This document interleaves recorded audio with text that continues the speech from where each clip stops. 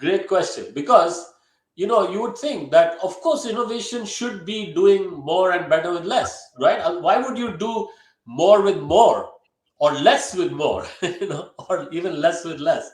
You would want to do more with less. That's the challenge, right? And if you were able to do that, then that's successful innovation.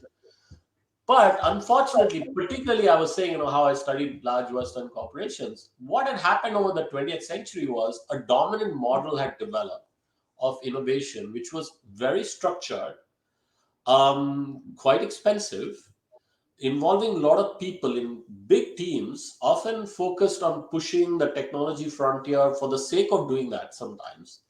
And then companies, often kind of monopolies because they were very big behemoths that had big R&D teams and budgets, they would come up with some technology that they would then put in their products to differentiate them. And because the process was expensive and some of their customers could afford it, they would charge for it. So that was the dominant model, right? And that's what I had studied in my career as well, because that's what everybody studied. But then when I went to India in the late 2000s and, as I said, looked at grassroots to startups to big companies, but particularly when I was going to the big R&D centers set up by the likes of GE and IBM and, Intel and all these people, and was talking to them, that's when I realized these guys who had done the structured, expensive innovation for decades in the West are in India to learn a different way of innovating. This Hmm.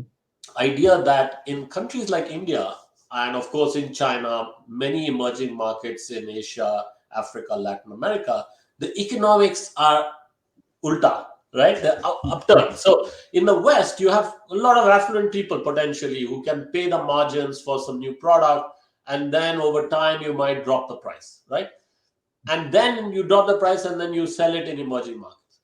But in emerging Hmm. markets, the mass of the market has lower incomes, and so you cannot charge high margins. Your costs have to be Hmm. low, and you have to have thin margins. But then you can have volume. But if you want the Hmm. volume, it has to be highly affordable. And if you want Yeah. something highly affordable, then the R&D and the innovation can't be expensive. So the Sure. approach is like to be extremely frugal, to come up with Hmm. something that's highly affordable, not just slightly affordable, but a fraction of the cost.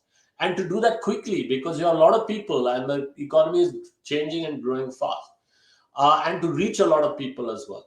So Yeah. that's why they were in India. They were there to understand how to do jugaad, literally, but at scale. Hmm. Succeed in India, then you could go to China, you could go to other African economies, Latin American economies, and then possibly even go to the developed economies. So Sure. that's the contrast, you see.